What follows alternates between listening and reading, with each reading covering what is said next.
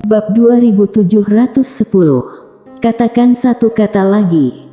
Kultivator pedang. Mileye memandang Kuila yang sedang memegang pedang di depannya, seolah disambar 5 petir, otaknya menjadi kosong. Apakah Kuila seorang kultivator pedang? Terlebih lagi, dia bisa dengan jelas merasakan bahwa pena kebenaran agung ini sedang ketakutan. Kuila yang memegang pedang ternyata bisa menakuti pena kebenaran agung. Pada saat ini, Kuila tiba-tiba melepaskan pena kebenaran agung. Dia melirik ke arah Mileye, dan kemudian dengan cepat mengembalikan pedangnya ke Mileye. Jakun Mileye bergulir, lalu berkata, "Apa yang kamu lakukan?" Kuila memandang Mileye dan berkata dengan serius, "Kakak, aku tidak tahu cara menggunakan pedang." Buset. Mileye memandang Kuila dengan tidak percaya. "Gadis, apakah kamu bercanda?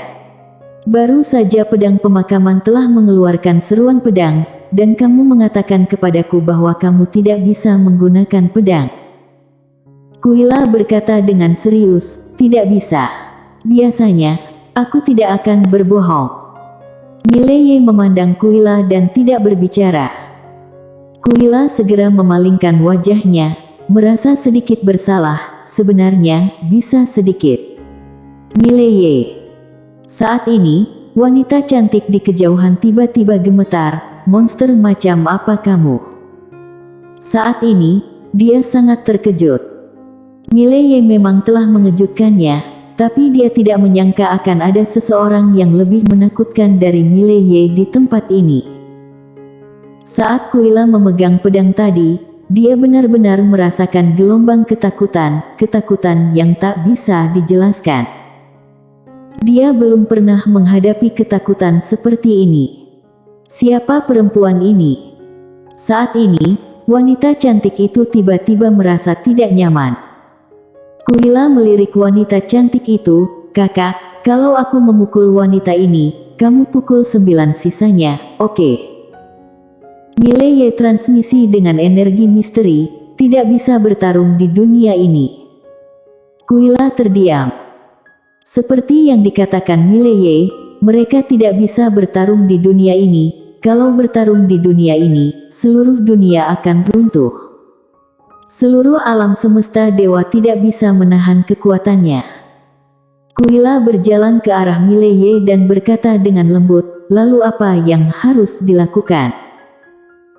Mileye melirik wanita cantik itu dan yang lainnya di kejauhan, dan berkata melalui transmisi suara dengan energi misteri, "Kita harus menemukan cara untuk memancing mereka ke tempat lain." Kuila mundur setengah langkah, dan berkata, "Kak, kamu yang bodohi mereka." Mileye. Di kejauhan, seorang lelaki tua di samping wanita cantik itu berkata dengan suara berat, "Nyonya, kita harus mundur." Wanita cantik itu menoleh dan meraung, "Mundur. Apakah anakku harus mati sia-sia?" Orang tua itu terdiam. Wanita cantik itu menoleh untuk melihat ke arah Mileye dengan ekspresi galak, "Hari ini, kalau kami mati di sini, kamu tunggu saja ketua sekte untuk menyatakan perang." Mileye ragu-ragu sejenak, lalu berkata, "Kamu ingin menukar kematianmu dengan dendam klan Zong kamu yang tak berkesudahan." Wanita cantik itu menatap Mileye, "Ya." Mileye melirik ke 9 orang di belakang wanita cantik itu, lalu berkata, "Aku pikir kamu bisa lebih rasional, bawa mereka kembali sekarang, lalu pikirkan cara lain. Selama pemikiran tidak berubah, cara selalu lebih banyak daripada kesulitan, kenapa repot-repot bersikeras?" Di samping wanita cantik itu, lelaki tua itu buru-buru berkata, "Nyonya, menurutku perkataannya masuk akal." Wanita cantik itu menoleh dan berkata dengan marah, "Apakah kamu takut mati?"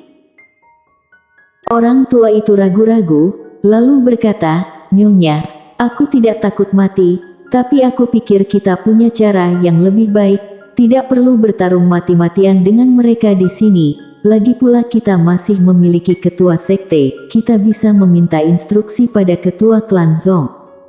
Ketua klan Zong mengerahkan kekuatan klan Zong untuk menghadapi mereka. Wanita cantik itu menatap Mileye, setelah kita mati, klan Zong kita tidak akan pernah memaafkannya. Setelah suara itu terdengar, dia merentangkan tangannya, dan kekuatan yang menakutkan keluar dari tubuhnya. Detik berikutnya, seekor naga hitam muncul di sampingnya lagi. Tapi pada saat ini, lelaki tua itu tiba-tiba berkata, "Mundur." Setelah suara itu terdengar, dia berbalik dan menghilang ke kedalaman langit berbintang bersama 8 orang di sisinya. Melihat pemandangan ini, wanita cantik itu tertegun, dan detik berikutnya, wajahnya berubah menjadi garang. "Beraninya kamu mengkhianatiku."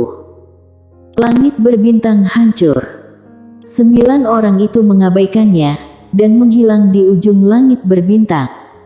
Wanita cantik ini sudah gila. Tentu saja mereka tidak akan ikutan gila dengan wanita cantik ini, apalagi tuan muda ke-9 sudah meninggal, jadi untuk apa mereka mengikuti wanita cantik ini? Sejauh yang mereka ketahui, mereka sekarang perlu mencari tuan muda baru untuk mendukung daripada menjadi gila dengan wanita cantik ini. Tidak masalah kalau pertarungannya optimis, masalahnya, Mileye dan wanita itu bukanlah jenius biasa. Pertarungan ini membutuhkan upaya mati-matian. Apalagi wanita cantik ini jelas ingin mereka mati, mana mungkin mereka rela. Setelah 9 orang itu pergi, hanya wanita cantik yang tersisa di arena. Wanita cantik itu tidak pergi. Dia menatap Mileye dengan tatapan seperti pedang. Mileye berpikir sejenak, lalu berkata, "Kamu masih ingin menukar kematianmu dengan dendam abadi klan Zong kamu." Wanita cantik itu tidak memiliki ekspresi di wajahnya. "Ya." Mileye mengangguk, "Lalu tunggu apa lagi? Ayo serang." Ekspresi keganasan melintas di mata wanita cantik itu, dan detik berikutnya, dia menghilang di tempat. Bang! Kekuatan yang mengerikan tiba-tiba menyapu lapangan, dan detik berikutnya, seekor naga hitam menyerbu tepat di depan Mileye. Mileye tiba-tiba berkata, "Kuila, jangan biarkan kekuatan kita berdua menghancurkan alam semesta ini." Setelah suara itu terdengar, dia bergegas keluar dan menebas dengan pedang. Bang! Pedang ini menebas, dan naga hitam itu langsung terpotong terbang ke udara. Pada saat ini, wanita cantik itu telah berlari ke depan Mileye, dan dia meninju langsung ke wajah Mileye. Tapi, Mileye tidak mengelak, hanya membiarkan pukulannya mengenai wajahnya, dan hampir pada saat yang sama, pedang Mileye menebas tepat di dada wanita cantik itu. Bang! Jelek! Mileye tetap tidak bergerak, wanita cantik itu mundur puluhan ribu kaki jauhnya oleh pedang Mileye. Saat dia berhenti, tubuh fisiknya hancur, dan detik berikutnya, sebuah pedang langsung menghunjam ke alisnya. Bang! Wanita cantik itu langsung terpaku di tempatnya. Mileye menatap wanita cantik itu, dia tahu wanita cantik ini sengaja mencari kematian. Wanita cantik itu tampak tenang, menunggu Mileye membunuhnya. Mileye tersenyum dan berkata, "Biarkan aku menebak, alasan kenapa kamu melakukan ini adalah karena kamu berpikir bahwa klan Zong mungkin tidak akan menjadi musuh bebuyutan dengan aku, karena kamu menemukan bahwa aku tidak sesederhana yang kamu pikirkan, dan kamu takut bahwa klan Zong akan mengutus seseorang yang punya IQ untuk berdamai denganku, kan?" Wanita cantik itu tidak berbicara. Mileye melanjutkan, "Begitu tuan muda ke-9 meninggal, kamu tidak memiliki alat tawar-menawar. Dengan kata lain, kamu sekarang tidak berharga, jadi kamu menggunakan metode ekstrim ini untuk membalaskan dendam putra kamu." Wanita cantik itu menatap Mileye, pembunuhan putra tidak bisa diampuni. Mileye berpikir sejenak, lalu berkata, "Benar atau salah, aku tidak akan berbicara banyak omong kosong dengan kamu. Yang ingin aku katakan adalah bahwa aku tidak bermaksud membunuh putra kamu. Aku meminta kalian untuk menukar nyawanya dengan 200 sejuta nadi alam semesta. Tapi, paman kedua putra kamu justru tidak setuju. Saat dia berbicara, dia menggelengkan kepalanya sedikit. Aku pikir ada yang salah dengan masalah ini. Apakah kamu ingin kembali dan memeriksanya? Wanita cantik itu sedikit mengernyit. Apakah pria tua itu?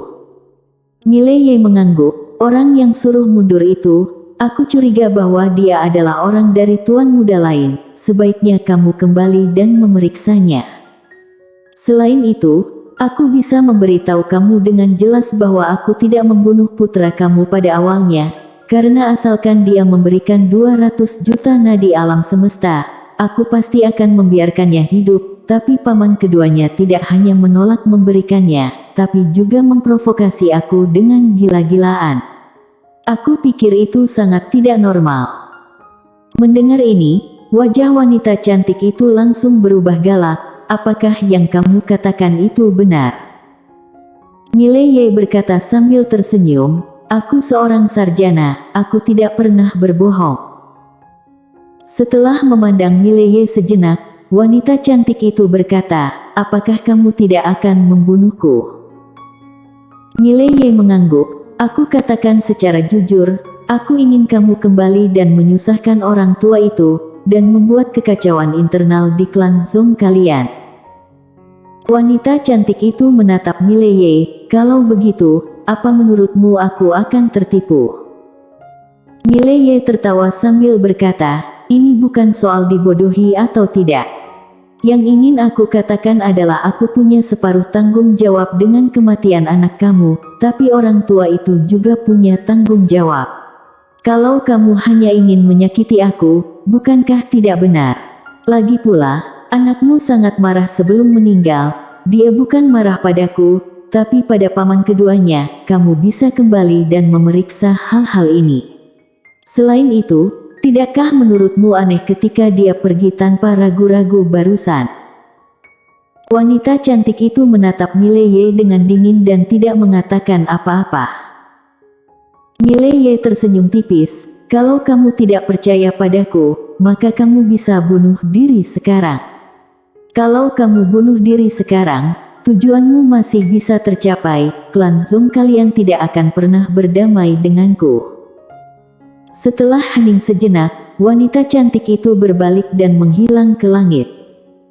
Mileye melihat ke kedalaman langit berbintang dan tetap diam.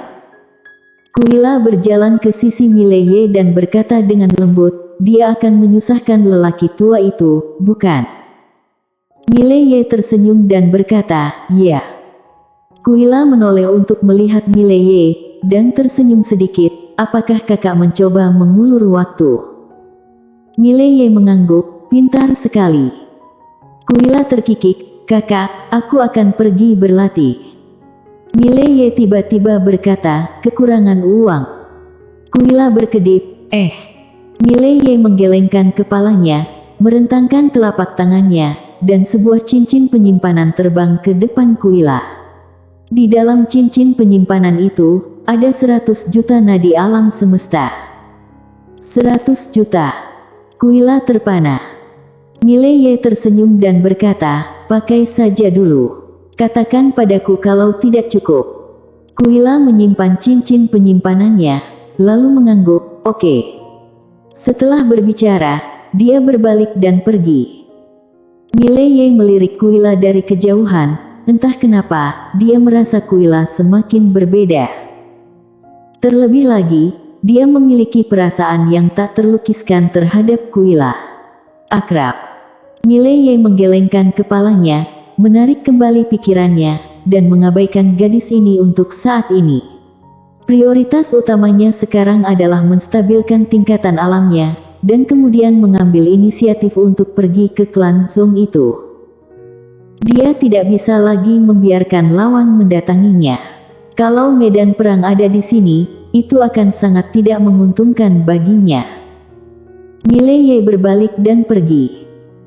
Dia menemukan tempat yang sepi dan baru saja hendak berlatih ketika seorang wanita datang dari samping. Itu adalah Yanitia Xianggu. Melihat Yanitia Xianggu, Mileye sedikit terkejut, lalu tersenyum dan berkata, "Nona Yanitia." Yanitia Xianggu melirik ke ujung langit, lalu berkata, "Musuh telah mundur." Mileye mengangguk, mundur sementara. Yanitia Xianggu berjalan ke depan Mileye, "Ada yang bisa aku bantu?" Mileye berpikir sejenak, lalu tersenyum, "Aku bisa tangani." Setelah hening beberapa saat, Yanitia Xianggu berkata, "Apakah kamu serius dalam menjalankan akademi?" Mileye tersenyum dan berkata, "Tentu saja." Yanitia Xianggu mengangguk sedikit, "Klan Xianggu akan bekerja sama sepenuhnya denganmu." Mileye tersenyum dan berkata, "Terima kasih." Yanitia Xianggu memandang Mileye dengan tatapan dingin, "Apa katamu?" Mileye tersenyum tipis, "Terima kasih Tuhan karena mengizinkanku bertemu dengan dirimu yang begitu luar biasa." Pena Kebenaran Agung. Mendengar perkataan Mileye, wajah Yanitia Xianggu tiba-tiba memerah, dan dia menatap Mileye dengan malu-malu. "Kamu memang suka mengatakan kata-kata manis untuk menipu wanita. Kamu mengatakan sepatah kata lagi, lalu jangan katakan lagi satu kata lagi." Pena Kebenaran Agung. Bersambung.